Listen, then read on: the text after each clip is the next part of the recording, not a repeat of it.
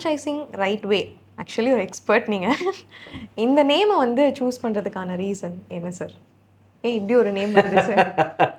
யாருமே கேட்காத கேள்வி நீங்கள் கேட்டிருக்கீங்க. ஃப்ரான்ச்சைசிங் ரைட் வே அப்படின்னு சொல்லும்பொழுது ராங் வே இருக்குன்னு அர்த்தம் இல்லையா?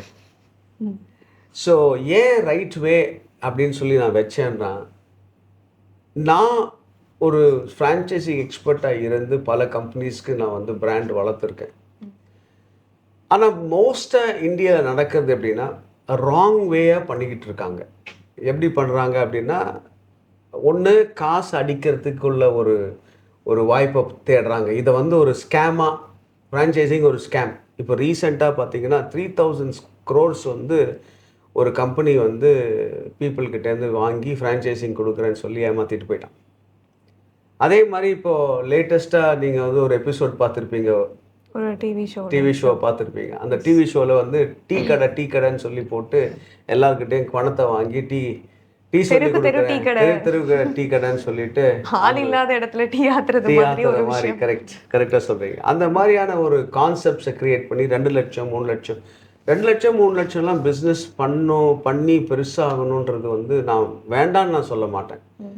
சிறு தொழில் பண்ணுறது வந்து ஈஸி. பட் ஆனால் வந்து ஒரு 10 ரூபா டீ, அதுக்கு வந்து பெரிய இன்டீரியர்ஸ்லாம் போட்டு இட் வில் நாட் ஒர்க். அது யாரும் ஒர்க் அவுட் ஆகாது. நீங்கள் ஒரு concept of what you call ஒரு தேர்ட் வேவ் கம்பெனி அல்லது ஒரு காஃபி டே இது மாதிரி போடும் பொழுது அதனுடைய ஆம்பியன்ஸ் இதுக்கெல்லாம் கொடுக்கும்பொழுது people will pay little more.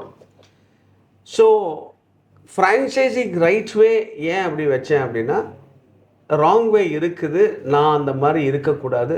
Guide பண்ணும்போது கரெக்டாக கைட் பண்ணி மக்களுக்கு ஃப்ரான்ச்சைசி எடுக்கிற கம்பெனிக்கும் லாபம் இருக்கணும், ஃப்ரான்ச்சைசி எடுக்கிறவங்களுக்கும் லாபம் இருக்கணும், ஓவரால் ஈகோ சிஸ்டம் வளரணுன்றதுனால ஃப்ரான்ச்சைசிங் ரைட் வேன்ற பேரை சூஸ் பண்ணேன். ரொம்ப கஷ்டப்பட்டேன். அது தேருமா தேராதா அப்படிலாம் யோசித்து ஒரு outside the box think பண்ணி ஏன் இந்த பேரை வைக்கணும் அப்படின்னு சொல்லும்பொழுது, ரைட் வே தான் நான் பண்ணுவேன், ராங் வே நான் பண்ண மாட்டேன்ற ஒரு ப்ரூஃப். இதுக்காக தான் கம்பெனியோட பேரே வந்து